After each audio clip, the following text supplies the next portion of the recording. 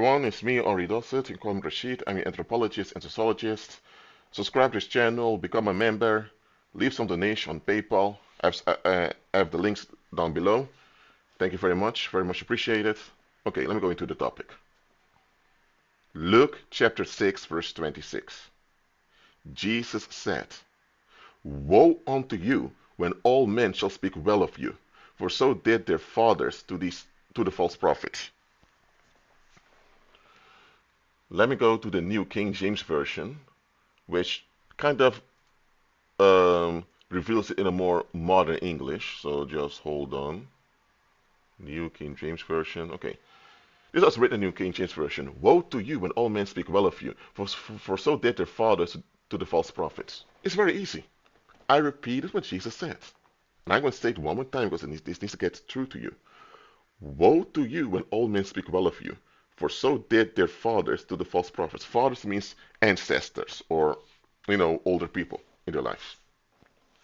Now, did Jesus mean that it's wrong or a bad thing when people speak well of you? No. If you are a child growing up and people speak well of you, people kind of are fond of you, it will work in your favor. You'll be invited to more birthday parties, you're socialized in a better way. If people, for example, can't stand your parents, they will take it out on you too, so that's not a good thing. What I'm saying is people thinking well of you is a pro. There are people in the world saying what others think about you is none of your business. Or some people say things like, stop worrying what others think about you. Okay, we shouldn't worry what others think about us, but how people think about you does matter because you are affected by it. Apply for a job, and you're from a neighborhood that people look down upon, and see how quick you get the job.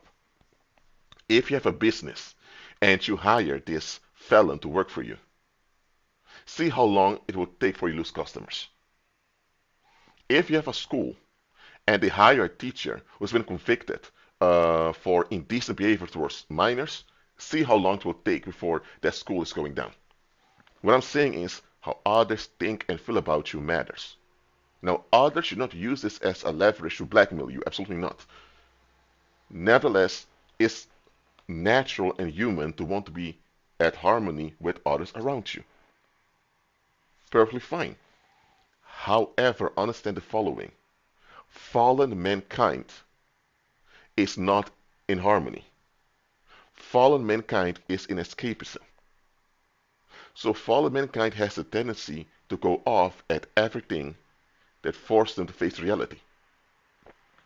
So if you're an individual who faces reality and you are contributing for the better, I'm not talking about violent people who just act without consideration, just blunt, quote unquote, state what it is, keeping it real without thinking about how they affect other people. I'm not talking about that. I'm talking about when you are realistic and you're looking for solutions. If that's you, I need to warn you.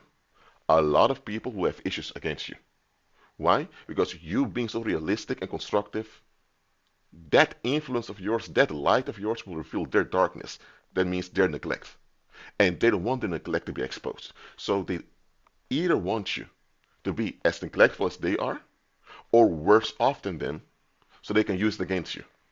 But you, being of better quality, contributing to the community, a lot of people will be upset with you. Not everyone. There are going to be human beings who are going to appreciate you and honor you, absolutely. But in general, in this world, when you are realistic and constructive, you will get haters.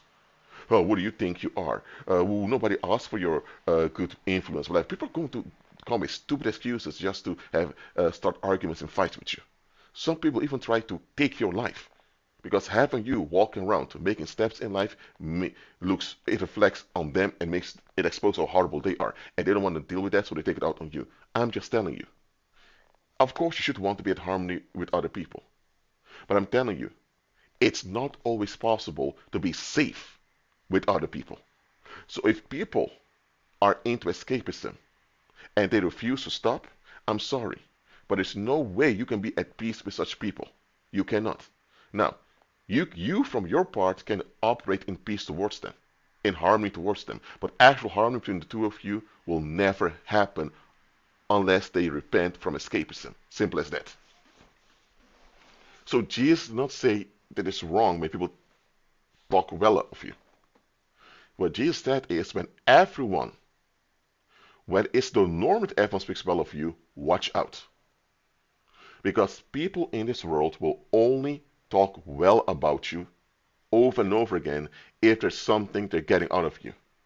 It can be that you never refuse requests from other people. You always say yes. And because of that, people always take advantage of you. And that makes them at ease. Or it can be that you are the scapegoat. You are the victim that everyone blames for everything. That's why they like to have you around, because as long as you are around, they can all talk bad about you behind your back and feel good about themselves. Nobody has to face anything about themselves nor the community as long as you're around that they can blame. So that's why in your face they treat you so well, talk well of you, but behind your back they constant you. Why they talk well about you in your face?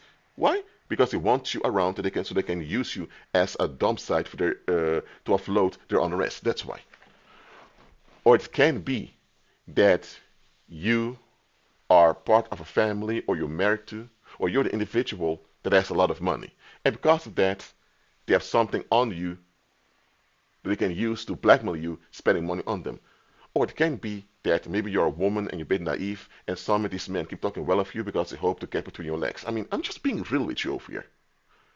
I'm not saying people talking well of you automatically means, oh, they want to exploit you or they're coming for you. No. There are people out there who generally speak well of you because they want to be at harmony and they want to motivate the good in you. Such people exist. But it's not everyone here on earth at the moment. If everyone keeps speaking well of you, I'm telling you, you are either the one they're all exploiting and getting away with it, or you are the one that they'll blame later on to bail themselves out. So what Jesus was saying is, look, in this world, for you to be the good guy or good girl that everyone speaks well about, you will lose your safety. You will lose being treated with honor. Some people say, well, you just need to learn to say no. Life does not consist of saying no over and over again. You need to learn to collaborate with people. Okay, you can't just learn to say no without explanation. People just have to take it. No, you're in a community, so you owe other people owe you. Simple as that. Just saying no without explanation, I'm sorry, that's narcissistic. Oh, I don't have to explain anything. I can will whatever I will. Free will. No, no, no. You owe others, others owe you. That's natural, that's healthy. However, they owe you too. There must be harmony. And if the harmony ain't there, why are you still there? You hear me? I just want you to pay attention to this. A lot of people will talk well of you, even showing so much affection towards you, until you break through. Let me give an example. Let's say your name is Joey. I'm just using a fictional example now. Your name is Joey, and you are smoking weed all day long playing video games. Yes, you have a job, but you don't really perform well at the job. But people don't mind because you are the pothead anyway, as they call it, the guy who smokes weeds all day long playing video games, besides working. So you're not really productive.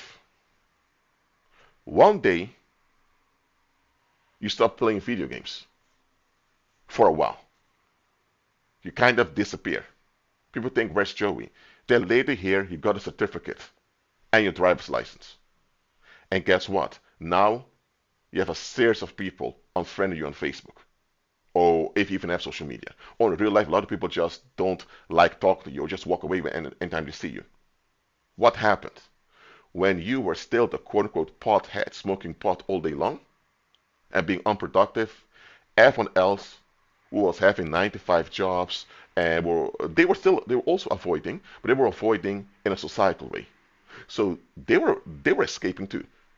But now, well, let me say back then they could look down on you being worse off than them, compare themselves with you, and feel good about themselves. So by looking down on you, they feel good about themselves. That's why they were so fond of you. They, they were not really fond of you. Okay, I'm correct myself. They weren't really fond of you. They were fond of you being worse off than them so they can feel good about themselves. The moment you improved, that means you grew. You've grown. You take steps in life. What have they done? Nothing. So not only can they not use you as a drug to feel high about themselves anymore, Right now, you are a confrontation that shows them how neglectful and abusive they are by not doing shit in life, but look for someone who's worse out to feel good about. So they were feeding off of your misery so that they can be to relieve their own misery. That's what they were doing. They were feeding off of your misery to relieve themselves from their own misery. That's what they were doing. So let's say now you got your driver's license and you completed a course. And now you started a job, another job, and you're not smoking weed that much often. You still smoke weed, but not that often anymore. You notice that people kind of get annoyed at you or walk away. You think, what the heck is going on? Why people so hostile towards me? I'm not a criminal. And by the way, it's legal to smoke pot in this area. I mean, what the heck goes on? This is what goes on. You have become a confrontation to them, like a mirror. You are an unwanted mirror showing them how unreliable, how cheap and untrustworthy they are. And they don't want this confrontation. That's why they get upset with you. So they all spoke well of you, in the sense that you were welcome. They showed you love. They showed you affection. They were in your DMs, all that. But now, you barely have people communicating with you or talking to you. Let me give another example. Let's say you were the lady of the night. And a lot of these women around you, they all want to become your friend. Why? Because you were the lady of the night, easily sexually available, and a lot of the guys were around you. And a lot of these women thought, hey, we're not as sexually loose as she is, but if we are around her, we may get some attention from these handsome men around her. So they were using your sexual misfortune to get something out of it for themselves. Namely, attention of these men were after you. They didn't care about your well-being, especially not your sexual well-being. Let's say now you stop fornicating, you stop going to nightclubs, and you actually improve, and you actually finish an education. Those same women were always talking about how nice you are, how much they like you. All of that, suddenly they either don't talk about you or all talk bad about you. What goes on? You cannot be exploited anymore. They wanted to use you to get attention from men, and they want to use you, who were openly promiscuous, to take attention away from their own promiscuity. Some that were promiscuous, some were not, but they wanted you to be the open bad example so that they would appear better. So you thought they were your friends. They were never your friends. They were people that saw something they can get out of you at your expense, and they acted like they were all for you. So what I'm saying is, look, there's nothing wrong with people talking good about you. You should want people to talk good about you. That's beneficial for you, beneficial for them, beneficial for the community. But in this world, it will happen that people talk bad about you. It will happen. Some people speak bad of you just because they need someone to upload upon. It has nothing to do with you at all. It has nothing to do with you. It's all about them. But it exists. Well, the same way you need to understand, it's not a good thing, and it's not good news when it's the norm and everyone speaks well of you. Because there's something wrong about the situation that you're not seeing. Okay? I'm not saying that they should rejoice in people speaking bad of you. Because people speaking bad of you is going to harm you. It's going to cause hinder in your life. But if they speak bad about you because you are doing God's will, in that case you rejoice. If they're talking bad about you, but it has to do with some dysfunction, what it has to do with some defect that you have, in this case they shouldn't be offloading on you because of that defect, but in this case work on that defect and improve. But if they're talking bad about you because they want to distract attention from the good you're doing or the quality you're becoming, in this case, if they're talking bad about you to distract that you're doing God's will, praise God, rejoice, and continue. Don't take it personally. It has nothing to do with you. To them it's personal, but it's nothing personal concerning you. They have an issue with their Heavenly Father. That's it. Just understand this. Everyone speaking well of you in this world is not a good sign. Okay? So if it happens to you that so many people speak well of you, don't get paranoid, or hysterical, anything like that, but ask yourself, what is the trap over it? Because there is a trap. And once you investigate and find out the trap, leave the situation. Simple as that. Keep in Christ and be at peace.